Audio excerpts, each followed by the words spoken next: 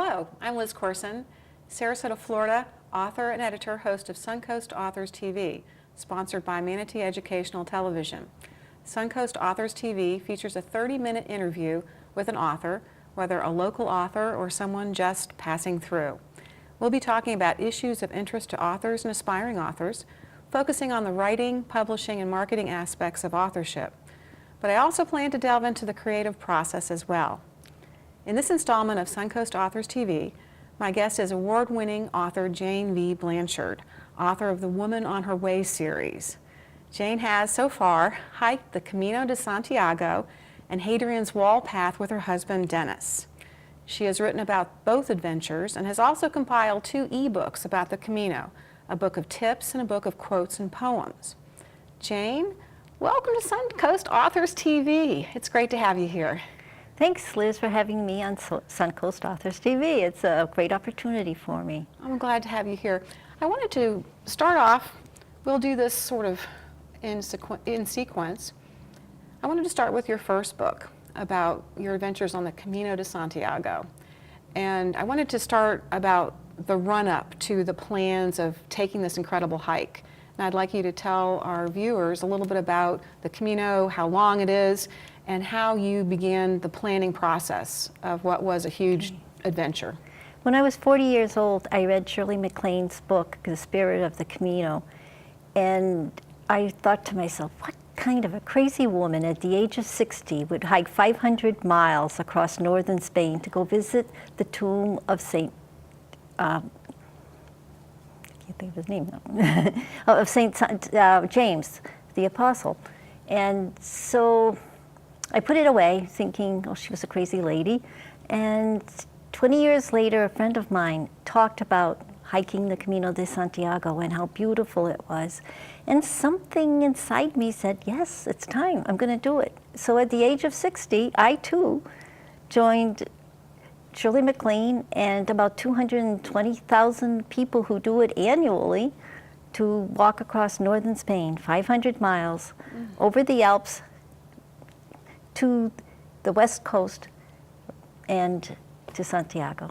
Now, how did you pitch your husband about this idea? Because I know Dennis, and I know he's a very adventurous, in shape kind of guy, but did he take any convincing that the two of you should undertake this adventure? Not at all. He had just finished hiking the Appalachian Trail and was looking for another adventure. And I said, well, I have to do my first long walk.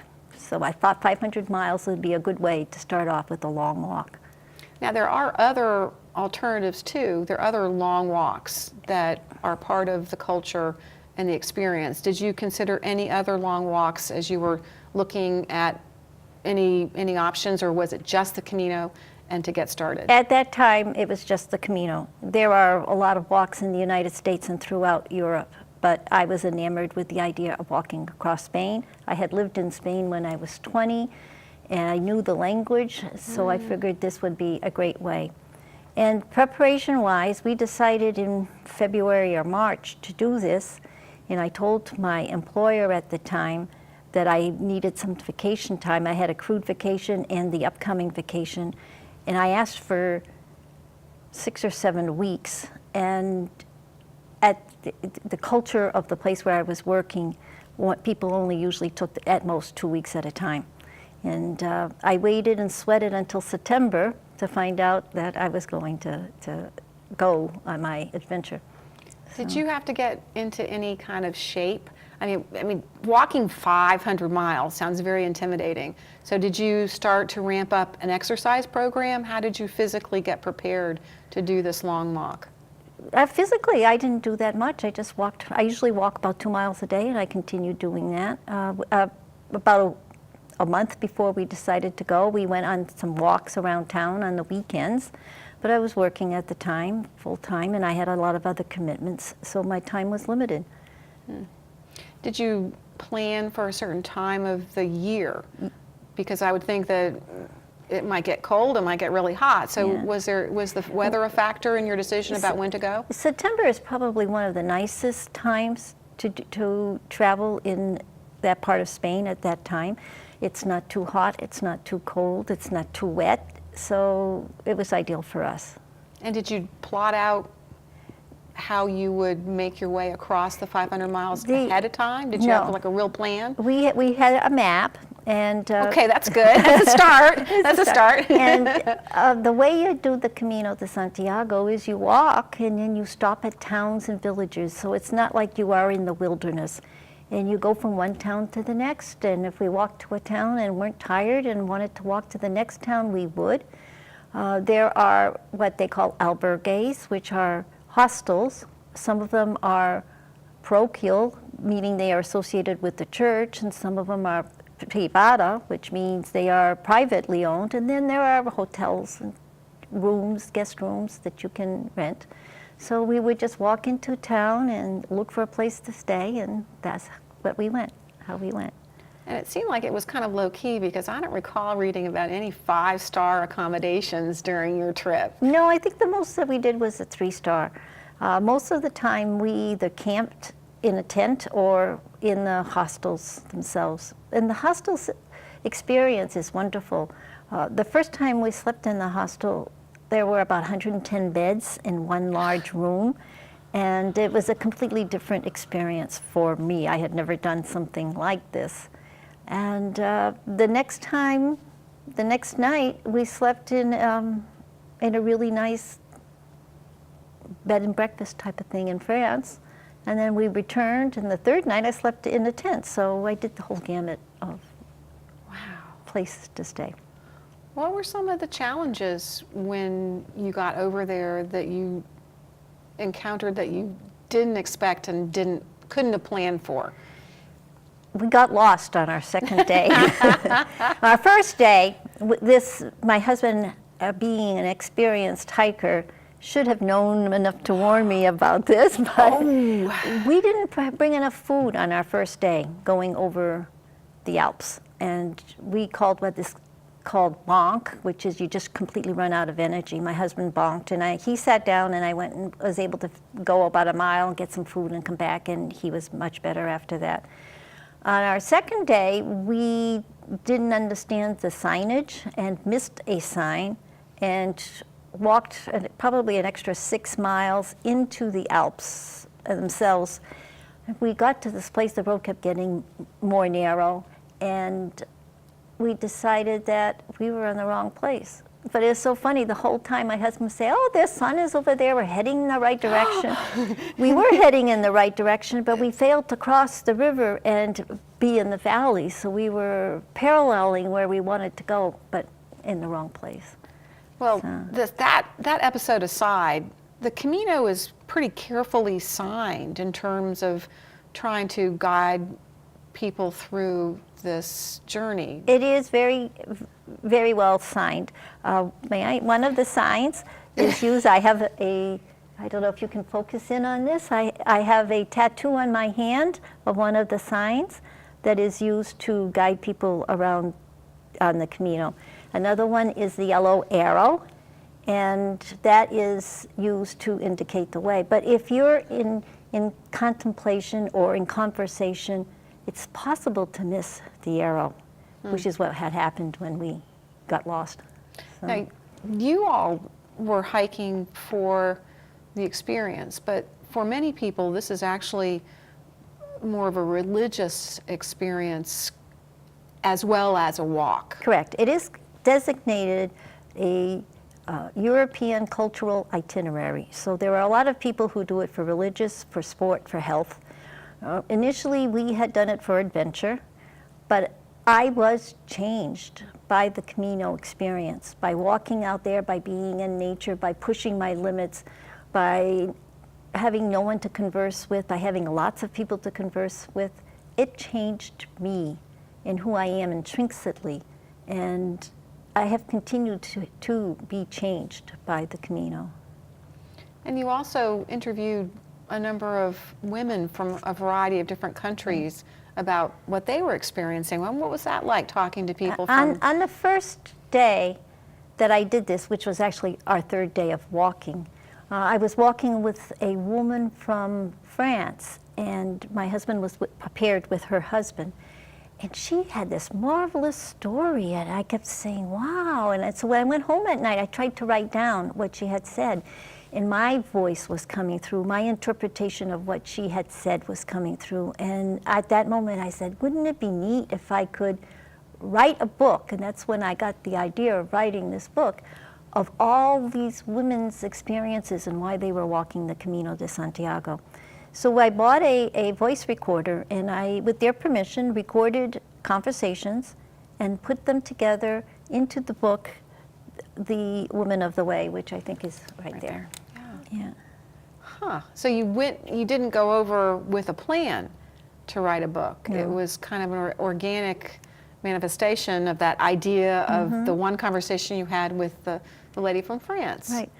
And then all of a sudden the book came through. Now And I decided that I would concentrate on women, so all of my interviews are with women. and you met people from all over the world. Yes. Doing this. Yes. It is an international itinerary, European itinerary.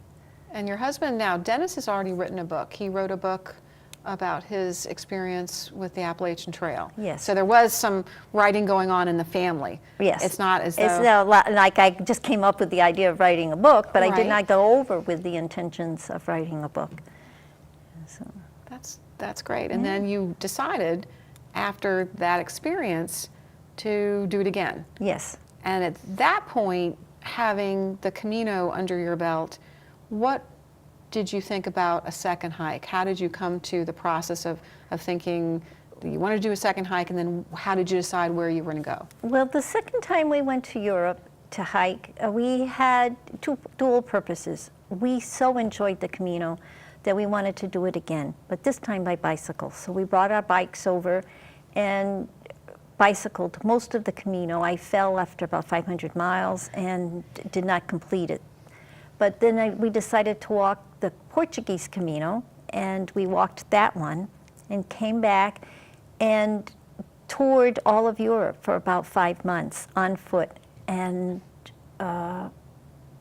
part of the reasoning for that was my husband was doing some research for a second book that he's writing about his father, and where his father dropped in as a paratrooper into the World War II sites. So both of you are working on different projects in yes. Europe. Now, you fell in a foreign country. That sounds kind of scary. It must have been a little frightening for you. And how did you get up? Right, I fell, and immediately, I was in a large city, I was in Lyon, and people just rushed to my aid, pulled me off the road onto the side of the sidewalk, helped me pull up my leg, and when they saw the gash, someone ran to a pharmacy, came out with bandages and some kind of salve, a solution on it, called the ambulance. They rushed me to the hospital. Because I had gone over with insurance, medical insurance, and I advise it for anyone who goes to Europe to get medical insurance, everything was taken care of. And my out-of-pocket for being in the hospital, having stitches done, x-rays, ambulance was equivalent to about $100. Goodness gracious. Yeah. So this was because of insurance you No, purchased? this was my out-of-pocket fee, and then I submitted that to the insurance. So you had purchased travel insurance Travel- specifically? Specifically. And you bought it here in the States? Yes. And it took care of all this, and then $100? The whole medical bill was $100, which was reimbursed by my insurance company. Unbelievable. Yeah. That wouldn't have happened to you if you'd fallen here in the No, States. it wouldn't.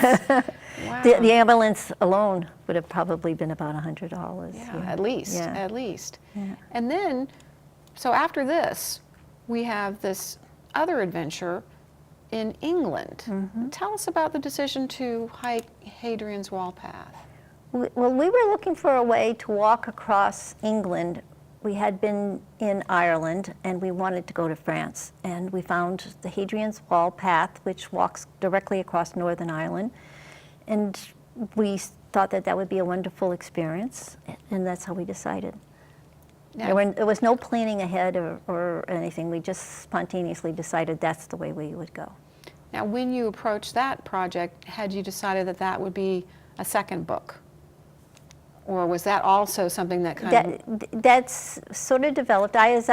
We were traveling through Europe, I kept a blog, and we took a lot of pictures. And as I was walking across England, I kept thinking and trying to visualize what it would be like to be a Roman coming here and staying in here. And that's why I ended up writing the book, and my interpretation of what it was like and how I ended up walking into history by walking along this wall that's almost 2,000 years old.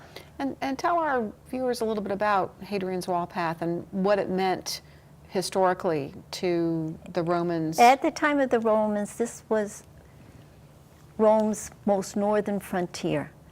And they built it supposedly to put a barrier between the Scottish tribes and the English tribes. But in actuality, it was a way to create tariff and income for Rome by charging them to cross the wall. It was also built as a defensive installation. There was forts all along and ditches. The whole effort, the wall was about 20 feet tall, 10 feet wide, and the Romans built it without any modern machinery, a little over 80 miles in 7 years. And some of it's still standing. And a lot of it's still a lot standing. of it is still standing, and a lot of it is being excavated. They're finding more and more about it. And so did you get a feel for Roman time and what it would have been like to be? Yes, there are museums, and they're all along every mile there are signs that tell you what was going on with pictures, and it was really like walking back into history for me. Wow. Yeah.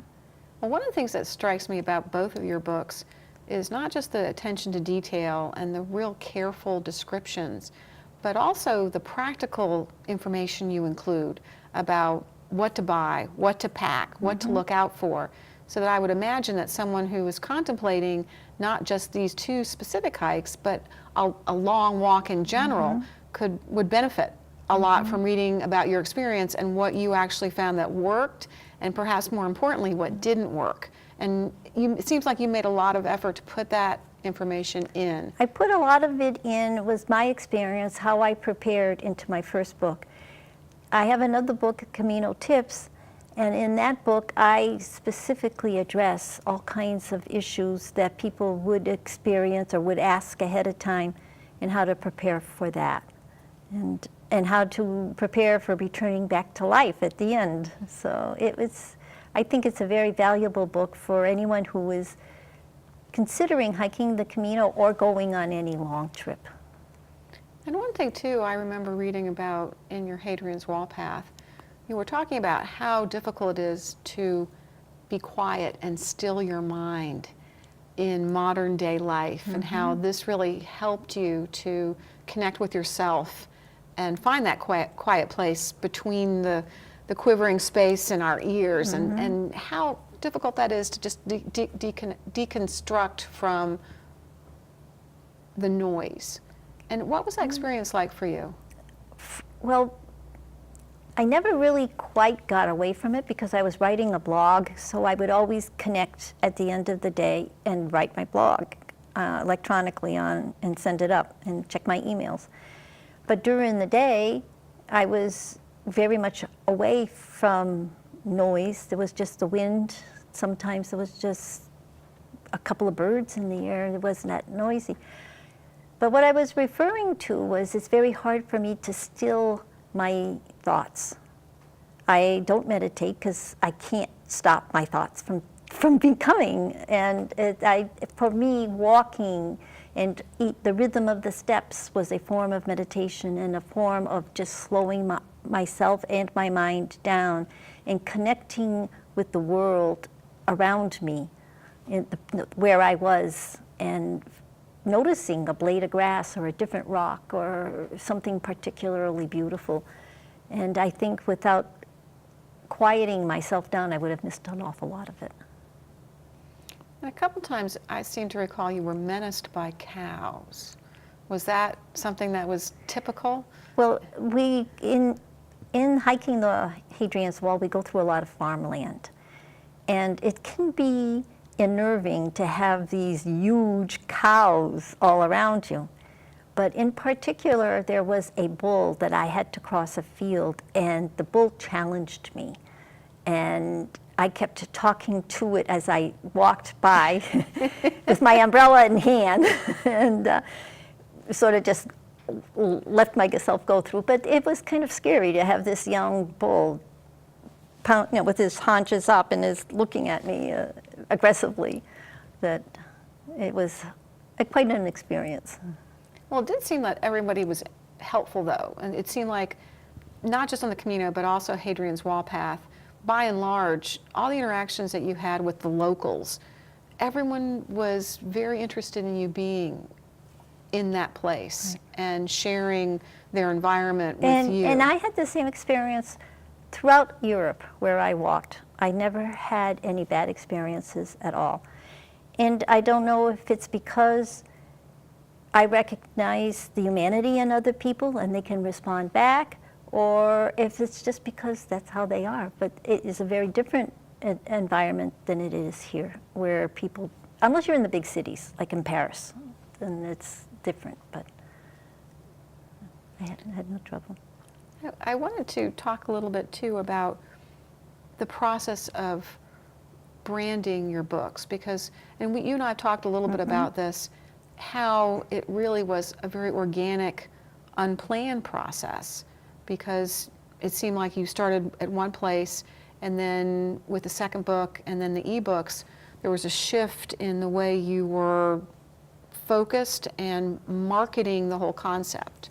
Well, with my first book, I had no idea what I was doing. And I made a lot of mistakes, and I learned a lot from them. One of my greatest mistakes was not having the book properly edited. The second mistake was I created my own cover instead of going to someone who could help me create a cover. But at that point, I did not know I was going to continue writing books. With my second book, I realized that I had a theme going on and that I could brand myself. So I brand by myself by the writing style, by the way I would approach writing, by covers. And it's worked wonderful. It looks really nice. If you go on Amazon and you look at someone who has professionally branded themselves and you see all their covers, and you can tell immediately who they are by their covers. And your books are available on Amazon. They are all available on Amazon. And there's a free one there. There is a book called A Peek at the Camino de Santiago. It's 130 some odd pictures. It's a picture book, a picture diary, and somebody can see what the Camino is like. And that book is free on Amazon. Because it's pretty obvious to me that you hired a professional for your logo. That's obviously professional work. It's not something that you put together on your kitchen table. That looks very professional. And I think that makes a lot of difference in the perception of the quality. It doesn't change the quality, but the perception of the quality is half the battle. And other things that people can do to brand themselves is to get a professional photo of themselves and to use that photo everywhere. When I look at some of the indie authors, they're wearing sunglasses. You can't see their face. They don't have a very professional looking photo, or it's too far away. And that immediately tells me and other readers, well, maybe the book isn't that well written if they're not professional enough in their presentation of themselves. And I think the branding also helps carry that through to be able to see just visually, like they say, you know, you can judge a book by its cover. So, absolutely. Yeah. I think the editing is also very well done. I was reading a description of an author's workshop, and they were talking about the need to professionally do a cover, and the sentence read, "You can judge a book by its cover." Right. I-T apostrophe S. Oh, yeah. Such a ringer basic mistake, and you can tell. You can kind of extrapolate about the quality of the workshop by the fact that they had this huge typo in the first sentence. I immediately turned the page. Right.